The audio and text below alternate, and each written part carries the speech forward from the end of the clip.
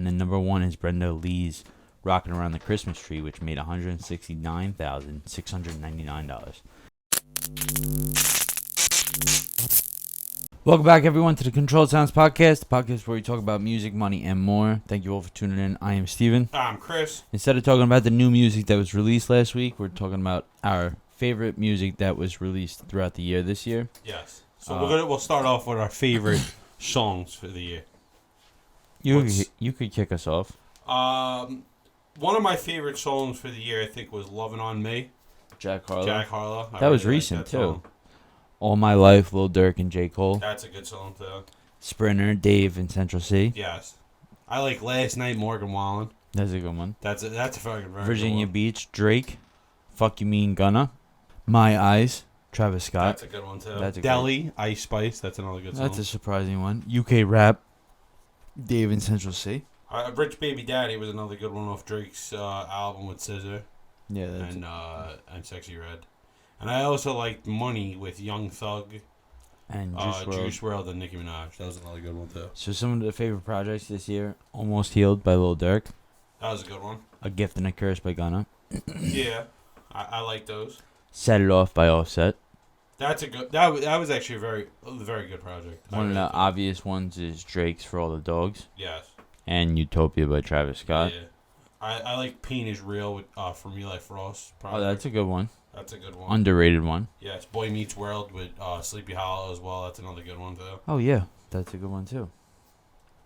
The Metro Boomin album, The Into the Spider-Verse, was a good Yes. project from this year. Yes. And Rocket Power by Quavo. Yeah, I like that one too. The 1989 Greatness was on Yes. Rocket Power, right? Yes. And 1989 Taylor's version. That was a good one too. She re-released a lot of her old music this stuff. But those were some of the projects that I really thought. Yeah. I mean, you had a good list. Definitely a lot of good music this year. There's it's been a weird year though, in the sense of there hasn't been that like one song or one album that's that like a they've been- clear cut defining. Yeah, like where that's it's the, like that's the number one. like Astro World was like Yes. that album of the year. Yes, the year Scorpion came out. Scorpion was the album. Damn was the album. Yes, Damn was the album that year. I'm trying to think of another like monumental album. Obviously, Take Care was Yeah. the biggest. What a time to be alive when that came out. To Pimp a Butterfly. To Pimp a Butterfly, and then The Life of Pablo. Yeah. So like I don't think there really was one monumental album this year. It was like a collective, like across the industry. Here are the top 5 songs that made the most revenue last week. Coming in at number 5, Burl Ives, Have a Holly Jolly Christmas, made $124,493. Wham's Last Christmas made $141,080, coming in at number 4. Number 3 is Bobby Helms' Jingle Bell Rock, which made $152,121. Number 2 is Mariah Carey's All I Want for Christmas Is You, which made $168,890. And then number 1 is Brenda Lee's Rockin' Around the Christmas Tree, which made $169,699.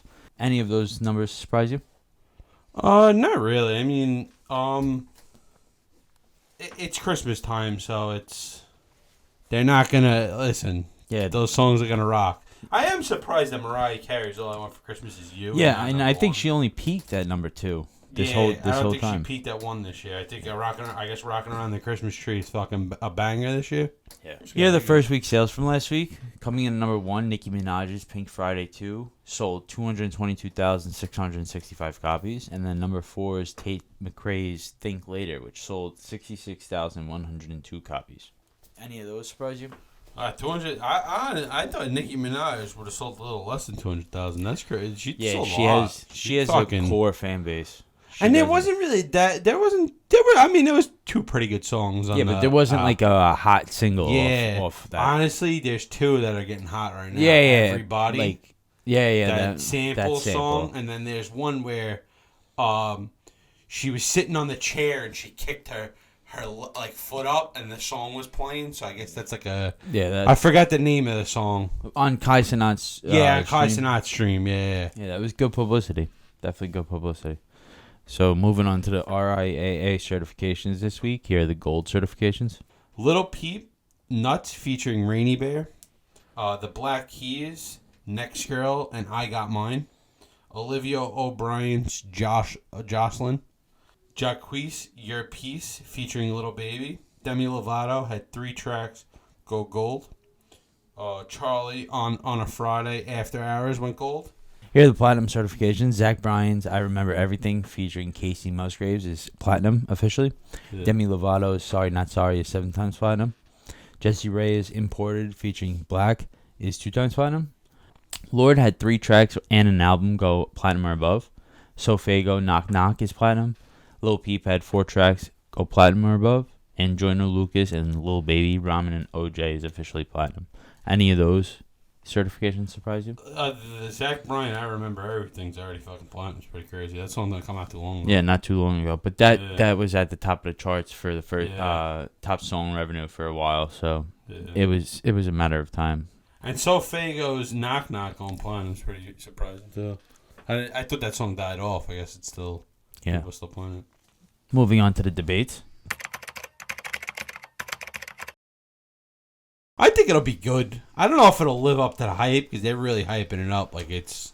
I think the more they push it back, the more they're gonna let people down. Yeah, and I think they should just it's not honestly watch the throne. No, but I do think like the people that are doubting it are gonna be pleasantly surprised with how quality of an album it's gonna be. Watch the throne. Watch the throne. Yeah. Got to be Watch the Throne. I think What a Time to Be Alive is. What a Time to Be Alive is good. I think Watch the Throne was two of the biggest artists in that time period collabing on an album. Well, retrospectively, I think Watch the Throne was more like a pivotal moment in history. For hip hop, like 2 artists at the peak of their careers collaborating. And it's the same thing with What a Time to Be Alive. Because it was 2 artists at the peak of their careers collaborating and creating a quality collaboration album. I think it's just interesting because, like you said, it's a pivotal thing. I just think that Watch the Throne came first. And, What a Time to Be Alive can't. It was like a pioneer. They pioneered the collaboration album in hip-hop. Yeah. I'm going to go Gunna at 5. Gunna at 5. 4. I'll go Eminem at 4. Actually, no. I'll go Dirk at 4. 3, I'll go Baby. 2, I'll go J. Cole. And 1, I'll go Drake. Yeah, because Eminem, you really can't. Nah, because Eminem hasn't came out with anything. So that's what I'll scratch Eminem. All right. I would probably go Travis Scott, J. Cole. So this is going from 5 to 1. Yeah. So Travis Scott. I would say J. Cole. I would personally say Chef G. Okay. But he hasn't made anything in a while. So yeah. But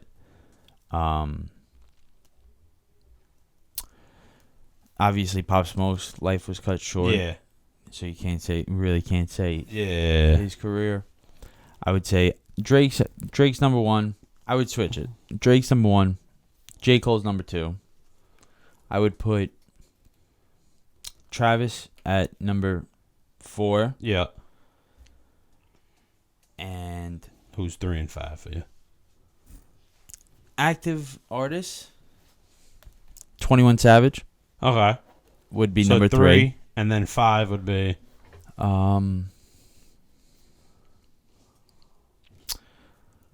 would be No Wanna? I like Gunna a lot. But right now I would probably say Central C. Alright. Or Lil Durk. I could see that. So my 5 would be Central C or Lil Durk at the 5 spot. Yeah. Number 4 would be Travis Scott. Yeah. Number 3 would be 21 Savage. Number 2 would be J. Cole. Number 1 would be Drake. I feel it. I like it. It's good. It's good.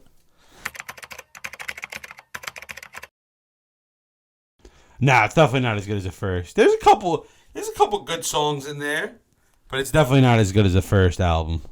Nah, Pink Friday was like a... Yeah, Pink Friday. That was like a monumental. Like we were talking about before. It was such a pivotal moment in hip hop. Is that Roman on? Yeah, Roman. That's that's like Super Bass. Yeah, that was like our alter ego. Like, nah, I don't think. I believe Moment for Life is on there. Yeah, I don't think you could beat that one. I think that's like a lot of good songs. Yeah, and that was like the first female artist that was that popular, and it was Lil Wayne's artist. Yeah. You know what I mean? So it was like, and it was the same time that Drake's coming up. It was such a crazy time. Yeah. So moving on to more dollars and followers. You know how this goes. I'm going to name an artist, give you their Instagram following. You let me know if their net worth is above or below. So Selena Gomez has an Instagram following of 429 million followers. Oh, 429 now. She definitely don't got that much. Nah. I'm going to say lower, but I'm going to say she still got like 100 million. You are correct. She has $95 million as of her estimated net worth. Lorde has 10.9 million followers on Instagram. Yeah, Lorde's got a diamond record, so I'm going to assume she's probably got more than 10 million. I'll say she's got higher. I'll say 25 million. You're close. Her net worth's 18 million, so it's it's 7 million off. Yeah, it's 7 million. All right. Cole Bennett has 3.7 million followers on Instagram. I'll say, you know what? I'll say higher. I'll say 10 million. You are correct that it's higher, but he has an estimated net worth at 5 million. I'm assuming that it's hard to put a net worth on him because Lyrical Lemonade's a private company. Yeah. So, because I'm sure it's north of that. He could be worth. There was a Complex article stating that Lyrical Lemonade was like $30 million or something like that. Yeah, so I could see it. He's coming out with an album with all major artists. Big artists. So Anderson .Paak has 3.3 million followers on Instagram. He's not that popular. I'll probably say lower. I'll probably say 3 million. You're incorrect. His estimated net worth is $4 million. Oh, huh. Bryson Tiller has 10 million followers on Instagram. He don't really come out with music that much. I'm gonna say lower. I'll say 5 million. You are correct that it's lower, but it's actually lower than what you said. He has an estimated net worth of 2 million. Oh wow. Roddy Ricch has 7.2 million followers on Instagram. He's got the box. That was a big album. Yeah, please excuse me for being anti-social. Yeah, that was a fucking huge album. And he had albums before that were pretty big. I'm gonna say higher. I'll say 50 million. He's not that high, but his net worth is $20 million. Oh wow. So it's not that high, but he definitely has a higher net worth than his following. Yeah, he's got a higher net worth than a lot of those guys. Yeah. All the guys. Let us know if you would have guessed those net worths correctly in the comments below, and make sure you like, comment, and subscribe. You tune in to more podcasts over here, and happy holidays and happy New Year. Merry Christmas. We'll see you next week.